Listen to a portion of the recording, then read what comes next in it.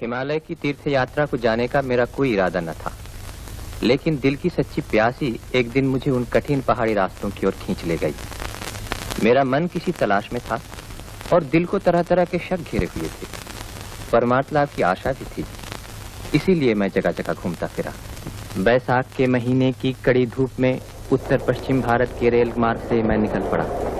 कितने ही शहर, कितने ही गांव पीछे छूट गए कितने ही छोटे बड़े तीर्थ, प्राचीन भारत की व्यापक संस्कृति के जीते जागते चिन्ह। अंत में मैं जा पहुंचा हरिद्वार।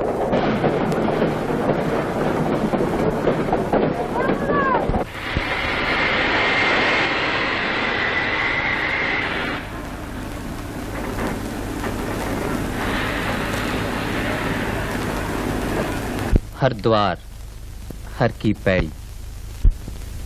पतित पावनी गंगा पहले पहल धरती पर यहीं उतरी थी। जाह्नवी की पवित्र धारा यहाँ खींच लाती है भारतवर्ष के कितने ही साधु सन्यासियों को, कितने ही पुण्यकामी तीर्थयात्रियों को। गंगा की नील धारा सारे हरिद्वार के चरण स्पर्श करती हुई बह चली है भारतवर्ष की समतल भूमि की तरफ। हरिद्वार से ऋषिकेश, हरिद्वार से ऋषिकेश, आइए बाबूजी आइए।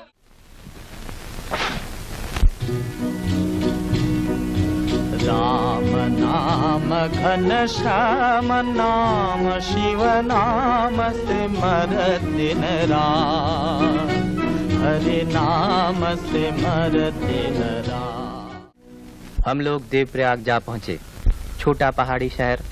यहाँ दोनों ओर से आ मिली हैं गंगा और अलकनंदा। गोया दो बहनें दो तरफ से आकर एक दूसरे के गले मिली हो, एक गोरी और दूसरी सांवली। इन दोनों नदियों के संगम पर पुण्यकामी यात्री स्नान, तर्पण, श्राद्ध, मुंडन और पिंडदान करते हैं। नदी का पुल पार करते ही सामने पड़ता है रामचंद्र जी का मंदिर, जो प्राचीन कला और शिल्प का एक अजीब सा नमूना है। आज से पैदल सफर शुरू होता है। वो लोग भगवान के भक्त हैं। अनजाने तीर्थ की राह ने उन्हें पुकारा है केदारनाथ ने, बद्रीनाथ ने, इस तरह के कितने ही मंदिरों ने। हर सुबह शाम हम लोग पीछे छोड़ते चले जा रहे हैं, चट्टी के बाद चट्टी तय किए जा रहे हैं, मील के बाद मील। चलते चलते थक गए, दिल उदास हो गया, पैरों में दर्द होने लगा, सारा बदन रास्ते की धूल से भर गया। फिर भी रुकने से काम नहीं चलने का। किसी चट्टी पर आटा दाल खरीद कर खाते पकाते और किसी चट्टी पर पहुंचकर बिना खाए पिए अधमरे की तरह आंखें मूंद कर पड़ रहे थे। इसी तरह दिन के बाद दिन, रात के बाद रात, थके मांदे शरीर का बोझ ढोए चले जा रहे हैं। हम लोग चल पड़े बिल्व केदार के दर्शन करके। इसके बाद आता है पौड़ी का शहर श्रीनगर। रास्ता मुश्किल जरूर है, लेकिन चारों तरफ दिखाई देती है स्वर्ग की सी शोभा। गोया हम लोग पृथ्वी को पीछे छोड़कर नंदनकानन की ओर बढ़े चले जा रहे हो। यूं चलते चलते एक दिन रुद्रप्रयाग जा पहुंचे। तपलोक के बाद देवलोक में आ गए। रुद्रप्रयाग में अलकनंदा मिली है मंदाकिनी से। अब हम लोग आ पहुंचे हैं विशाल हिमालय की अनजानी गहराइयों। यहाँ से बहुत नीचे है संगम स्थान। दोनों नदियों के मिलन से जलराशि का उछल प्रवाह दिखाई दे रहा है। हम लोग भीरी चट्टी का पुल पार करके चल पड़े। आने जाने वालों की चहल पहल से आबाद रास्ता। सभी प्रदेशों और संप्रदायों के लोग, क्या गरीब क्या अमीर, एक ही राह पर चले जा रहे हैं। कहीं पर गर्मियों की सी कड़ी धूप और कहीं पर सर्दियों की सी बेपनाह ठंडक। चलते चलते हम लोग गुप्त काशी आ पहुंचे।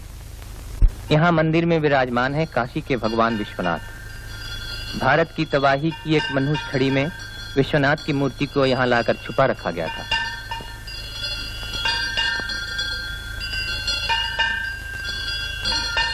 महीखंडा चट्टी के सामने का झूला, इस पर देवी पार्वती झूला करती थी। यात्री लोग इस पर झूलना पूर्ण समझते हैं। मंदिर में महिषासुर मर्दिनी के दर्शन करके ऐसा लगा गोया ये मार्ग शिव भक्तों और शक्ति के पुजारियों का अनोखा संगम स्थान हो। जो लोग केदारनाथ के रास्ते का खतरा बर्दाश्त नहीं कर सकते, उनको सीधे इस रास्ते बद्रीनाथ जाना चाहिए, क्योंकि ये रास्ता बड़ा ही खतरनाक है। क्या केदारनाथ का रास्ता इससे भी ज्यादा तकलीफ का है? अमर सिंह, बहुत ज्यादा तकलीफ का है। थके मांदे यात्रियों का दल धीरे धीरे चला जा रहा है। बीते हुए दिनों की याद जैसे खो सी गई है, पीछे छूटे हुए पर्वतों और जंगलों में। आड़ी तिरछी राहें, झरनों का झरझर शब्द, पंछियों की चहचहाहट, इन्हीं सब में से गुजरते हुए हम जा खड़े हुए त्रियुगी नारायण के चरणों में। मंदिर के बाहर का अंश ठंडा है बर्फ की तरह, लेकिन अंदर जल रही है सत्ययुग के समय से कभी न बुझने वाली अखंड ज्योत। त्रियुगी नारायण में एक रात ठहरकर दूसरे दिन सवेरा होते ही रायना गांव छोड़ के पुल पर से गुजरते हुए सोनप्रयाग के कुछ ठंडे और कुछ गर्म वातावरण में हम लोग आ पहुंचे। सोनप्रयाग में मंदाकिनी काफी ऊंचाई पर से नीचे उतरी है, भीम गर्जन करती हुई। नीचे ही सोनगंगा की शांत धारा के साथ उसका मिलन हुआ। मंदाकिनी पार करके चढ़ाई चढ़ते हुए थके मांदे हम लोग जा पहुंचे गौरीकुंड। कपकपाती सर्दी के इस अनोखे राज्य में गौरीकुंड के गर्म पानी का झरना कितना आरामदेह है। गौरीकुंड की गर्म जलधारा को छूती हुई मंदाकिनी की बर्फ से शीतल फेनी जलधारा का नजारा भी अजीब है। नदी की दोनों शाखाएं एक होकर बह चली है नीचे की ओर तांडव नृत्य करती हुई। दूर ब्रह्मलोक से उतर आई है मंदाकिनी, बह चली है देवलोक की तरफ, थिरकती, नाचती, उछलती, गरजती। हमारी मंजिल अभी दूर है। क्या पाऊंगा, क्या देखूंगा, क्या मिलेगा जानने को।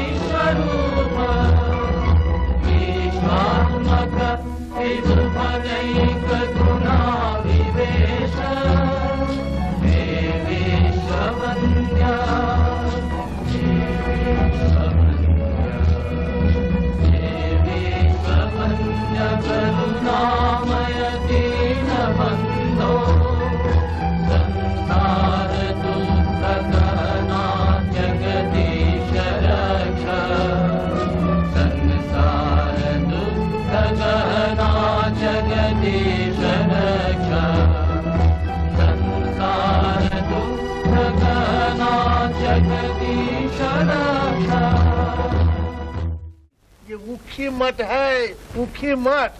जाड़े में केदारनाथ जी की पूजा होती है। यह है उषा मठ, समझे? अजी बात एक ही है, उषा मठ ही ऊखी मठ है। यहाँ बानासुर की कन्या उषा रहती थी। श्री कृष्ण के नाती अनिरुद्ध कुमार ने उषा का हरण किया था। राम नाम घन श्याम नाम शिव नाम सिमर दिन, हरे नाम सिमर दिन रात। जन्म सफल तू कर ले अपना, जन्म सफल तू कर ले अपना। मान मेरी बात, हरे नाम सिमर दिन रात।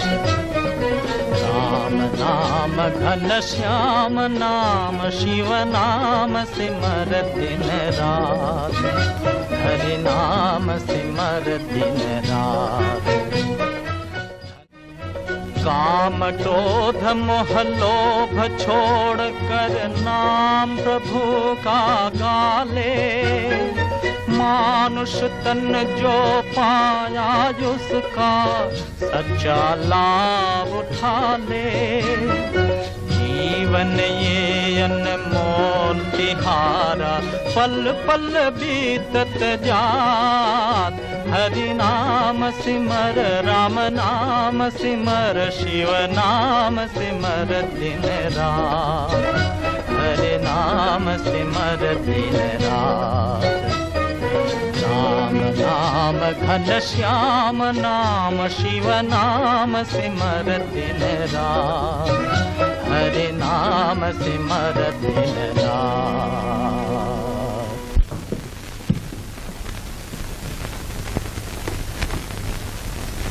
जय बद्री विशाल लाल की जय। जय बद्री विशाल लाल की जय।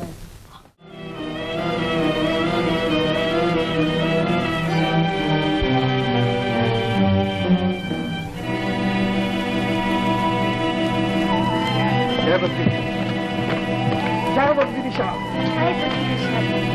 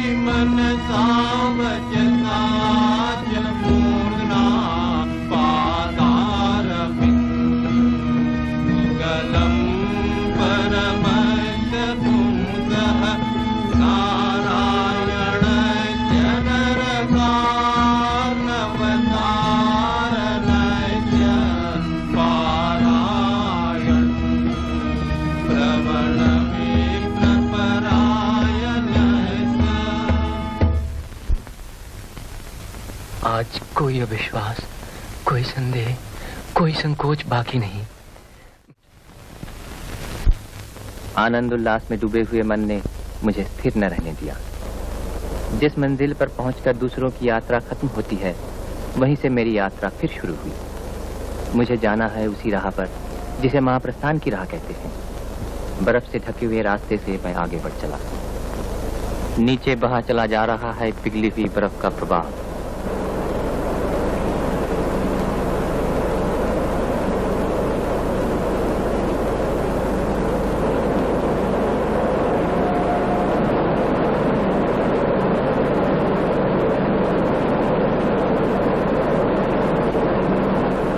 बहुत कुछ आगे बढ़ जाने पर वसुधारा का मनोहर दृश्य दिखाई देता है। वायु द्वारा उछाली हुई जलधारा की असंख्य बूंदें चारों तरफ छिटकी पड़ रही है। रास्ता बहुत ही कठिन है, फिर भी उस गहरी परछाइयों की रहस्यमय लोक में मैंने सामने आंखें उठाई तो गिरि संकट के नीचे ही दिखाई दी वो जगह जहां पांडव पत्नी देवी द्रौपदी स्वर्गारोहण करते समय धरती की गोद में हमेशा के लिए सो गई थी। इस पवित्र लक्ष्मीबान के पुण्य क्षेत्र में पहुंचकर ऐसा जान पड़ा जैसे मेरी सारी सत्ता किसी गहरी चोट के दर्द से व्याकुल हो उठी हो। मैं फिर लौट पड़ा। जो तो है पिया मिलन का चाव, सरधर तली गली मोरिया। ओ यू सरेंडर, कंप्लीट सरेंडर। अपने आप को लुटा दो, अपने आप को मिटा दो। कैसे? प्रेम, प्रेम। लो पियो, चाय पियो। सर्वधर्मान परित्यज्य मामेकम शरणम ब्रज।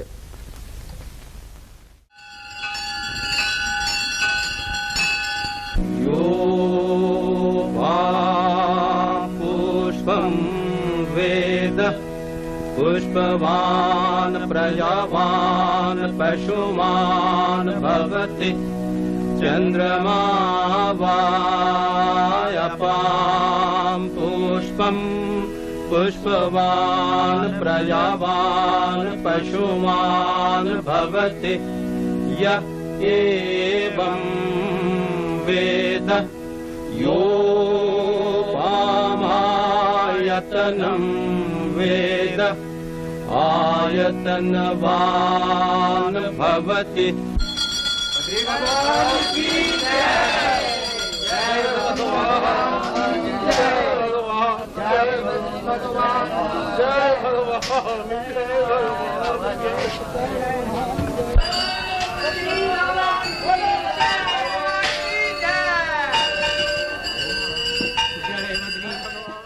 कितने दिनों के बाद समाप्त हुई।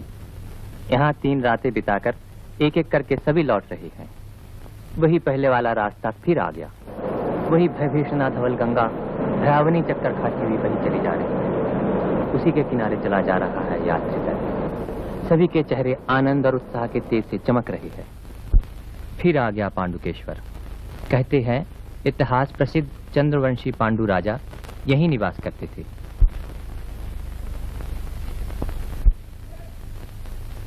पांडुकेश्वर के नीचे ही बह चली है अलकनंदा। पुल पर से गुजरकर पहाड़ के बाद पहाड़ और कितने ही मुश्किल चढ़ाइयां चढ़ने के बाद लोकपाल के विशाल पर्वत की चोटी दिखाई देती है। सर पर सफेद मुकुट सा पहने हुए यह लोकपाल पर्वत की चोटी बर्फ से हमेशा ढकी रहती है। बीच की भूमि पर हेमकुंड नाम का एक बहुत बड़ा सरोवर है। सरोवर के चारों ओर उजली चमकीली बर्फीली पर्वत श्रेणियां विराजमान हैं। मनुष्य का रहना सहना यहाँ संभव नहीं। कहते हैं सिखों के दशम गुरु गुरु गोविंद सिंह जी ने इस जनहीन स्थान पर किसी समय एकांत साधना की थी। उनकी उस महान साधना के स्थान पर आज एक सिख गुरुद्वारा दिखाई देता है।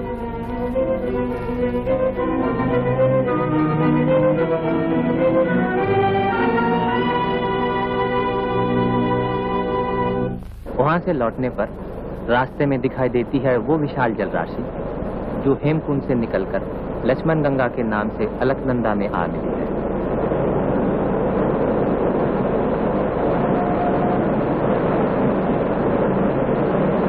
लौट आया विष्णु प्रयाग।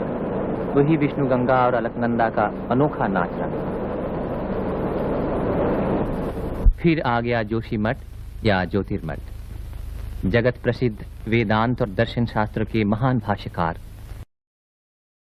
जगत पूज्य आचार्य शंकर ने इस मठ में अपनी महासाधना के श्री क्षेत्र की स्थापना की थी। उन्हीं की महासाधना से प्रेरित होकर भक्तों और सन्यासियों का दल आज भी यहाँ योग साधना किया करता है।